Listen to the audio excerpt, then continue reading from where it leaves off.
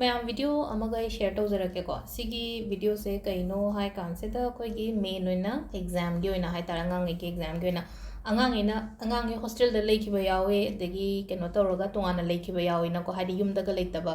अदुना Hadi अखोइना तापीबा तंबीबा नत्रगा मोइगी मसादा mobile गुंबा लेतबनिना Hadi अखोइना parents अमा ओइना high तारा को ममाना कईना तौबीबा याइको तौबुदे अदु सिसे एग्जाम खतंगी अंगांगी ngसाइगी 10 12 की करी एग्जाम खतंग नतबेदा अतै हौजिक थादोरिबा हाई तारे को अतै पेखा थादोरिबा कॉम्पिटिटिव एग्जाम गुंबा कईगुंबा मैम अमा लाक्तोरिना को चही सिगी ओइना अदुंबदसु यूज तौबा याइको हादी खरा ज्ञान ताबा हादी मसाना येंगजरगा हाई तारे को हादी कॉम्पिटिटिव एग्जाम पीबा खोटपा अंगांगै हाइरागना हादी ग्रेजुएशन लोइबा मास्टर लोइबा मोइदि अदुम मसाना अदुम तौजबा अदुम हैनिको अदुगा हादी अपिक अंगांगी ओइना हाइरागदी क्लास 10 12 की गुंबा हाइरागदी ममाना गुंबा तौबीबा याइको अदो अहमद ख्वाई फर्स्ट को स्विच वर्ड है हाइरसेबको स्विच वर्ड से अखोइना एटलीस्ट 21 डेज कुंबको हाइदि चैंटिंग तौबीबा हाइतारेको चैंटिंग हाइरगदी सोनबनिनाको सोनबसे हाइदि सोनबा हाइरा कइनो सोनदोइसेन हाइबगी कइनो मुलानिको हाइदि समना हाइबदा चैंट तौ हाइबरागदी हाइदि ngसाइगी ईश्वरगी ममिंग नत्र आइनदी वर्ड पीदोनिको सिदा चैंट हाइरगदी सोनबदनेबो ओम गाइ सोन मतमजे ओम ओम ओम ओम काइना 108 टाइम्स कुंबको अदो सिसे को 108 टाइम्स सोनगेरा हेना सोनगेरा कैसो अकाइबा केम लेतेको अदो ख्वाई फर्स्ट को मा अखोइना सोनगदबा वर्ड से ना हाइरागेको वर्ड से को हाइदि अखोइना कइनो पैसागी त तौकीबो खोटकीबना हाइदि फाइन डिवाइन काउंट नाउ का हाइना को सिसेना ऑन डिवाइन ओ एन को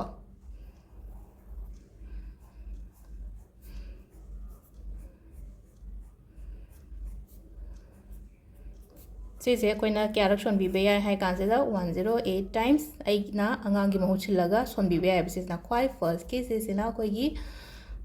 स्विच वर्ड को अदुगा अमना अमुक हाइ तारेको नंबर हाइरसेबा एंजल नंबर सिना हाइदि इबीरसु याइको अंगांग युमदगा लेबा हाइदि पेखा चथोपा मतमदा ब्लू मचुगी पेन ना हाइ तारेको ब्लू मचुगी पेन नत्रगा ब्लू कलर की स्केच पेन अइना सिदा पर्पल सिनारेको पर्पल सिनाजे कइगिनो हाबदा उनाबगी तमकता इना पर्पल की कइनो इना हाइदि स्केच पेन ओइना लौरेको नंबर सिना करम बनो हाई कांसेदा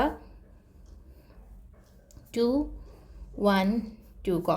गैप खतंग पीरनेना को अदुगा 5 8 5 अदुगा 2 1 2 सिदा लेरेको सिगी नंबर सिना हाइदि आइना हजि हाइगे 10 12 खतंगी नतबेदा अतै एग्जाम थाबा ngैसु ओइना अंगांगैसु तौबीबे याइको सिसे दुम हयेंदगी हौरगा हाइदि नंगे एग्जाम रिजल्ट याम फजना हाइदि कनो मगा लोइना तौगे हाइरागदेको हाइदि पेखादो हाइदोक्ट्रि फाउ रिजल्ट तो हाइदोक्ट्रि फाउ इयो बसिसे दुम हाइदि सिदरि नुमित अकंगना बलेतेको 21 डेज आइना ममांगी सिदन से 21 डेज खतंग तौहाना सिसेना हाइदि आइगी एग्जाम दुगी रिजल्ट लाक्ट्रि फाउ तौबियो ngमगदी हाइदि सपोज एग्जाम से हाइदि हौजि हौरेको 12 की बुदे 12 की हौरानी हाइंग मे साइदा कइदा हाइदोरानिनाको अदु फाउ इबीबा अदेगी हौजि अखोगी मार्च ता अप्रैल दा कइदा एग्जाम तौरकदबा खोटकदबा मैम से सिंगेगी ओइना हाइरगसु हौजिक्तगी अदुम इबा हौरगा हायेंग मागी रिजल्ट लाक्ट्रि फाउबा अदुमाइन तौरगा अदुम इबीगदबनेको अदो इबसिना ओइ थंगबा साइडता नुपा नुपी हाइबा लेतेको सिदा लोइनमक एंजल नंबर्स इबा कइनो इबसेको ओइ थंगबा साइडता लोइनमक इगदबनेको नुपा ओइरो नुपी ओइरो को 212 585 212 से को लास्ट की अमना मैजिक नंबर हाइरसु यारेको मैजिक नंबर से कइनो हाइ कांसेदा 863 से 863 से सिसे अमममनेको सिसना अहांबगी कइनो लेरे सिसना अनी सुबा लेरेको सिसना अहुम सुबा सिसना बॉडी पार्ट इदोइ नतेको सिसना हाइदि आइगी हाइ ओइ थंगबगी बॉडी साइड ते इबा यारे सिसना सोलो हाइबने सिसना कमाइ तौगदा 863 से को याम थिना कोइगी नंबर से कइ हाइ सिगी नंबर से अइना ममांगदा सुम हाइबा मतमदा हाइदि 1 गा 2 गा मसक खेनबा सुमाइना हाइतारेको number सिंगसिगी vibration लोइना तोंगालेबा अइगा Somaka हाइतारेको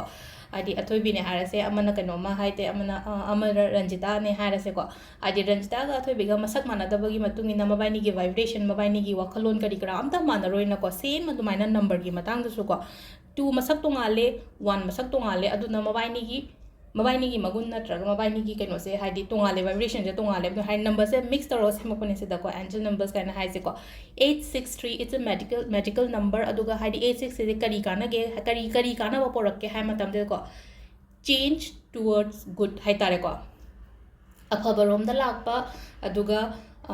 change into positivity kind adusu lay ko adi si combination ne number se combine tawra semakpane adu si ko change toward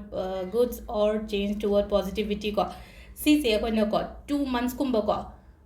chung lep lep tan ai diary am the yoba 2 months at least 2 months life से कदाई दो stuck तौरगा लेरे काई खलसे बा हाइदि ऐसे move तौबसु ngam थबै ngang su phangdaba amasu tawdaba dai tor stuck tौरगा लेबा मतम सिदा सिगी 863 से अकोइना को नुंगती gi hayeng dagi iba hore na खलसे बा 2 months sungle leptan iyoba marakta काउरगदी नत्रगा चिथरगदी अमुक मकोक्तगी हनबा अदुना यारिङै था अनि सिदि हाइदि सुंकाउ काउदनबा हाइ तारे को डायरी मचा मा थम्बियो को डायरी मचा से मोन मेया द थमगेरा को निंजंगनबगी दमकता मोन मेया द थमगेरा बैग द थमगेरा कराइ द थमगे को हाइदि डायरी अपिकोम लरोगा 2 months के चन्नबगी दमकता हाइ तारे को सि पेज न को अदुम सिदा इराजे 863 फाइन तरो को मचा मैम इरसु है बसिदा नुंतिगी अदो डायरी दुगी पेज अनि हुम खतंग मंगारे खोइना लौगे ना लौरबदो को अदुगा सिगी 863 से इबियो थानी को अदो काउरगदी मोइन हाइसे मरक्ता मु हाइ गेप लेगरे को गेप लेगरगदी केनो तो मकोक्तगी मोहन बा हाइ तारे को सिदा केनो अखोइगी केनी पीरियड्स गुम तौबदा काइबा केमता लेते को हाइदे सी अखोइना लाइक खरम नतबनिना मैनिफेस्टेशन गुम तौबनिना हाइ तारे को सी नंबर इबा मतमदा काइबा केमता लेते दई हंगपया को सिदा युम मांगबो खोपदा याब्राना अदुम्बदा केमता मरी लेना देखो सिजे अइना तौबा होरगा दिसमेल लेप्तन अदुम तौबिगदबा अदो सिदा लेरे एग्जाम की ओइना अंगांगैगी केनो खोइना तौबिबा याबको थैंक यू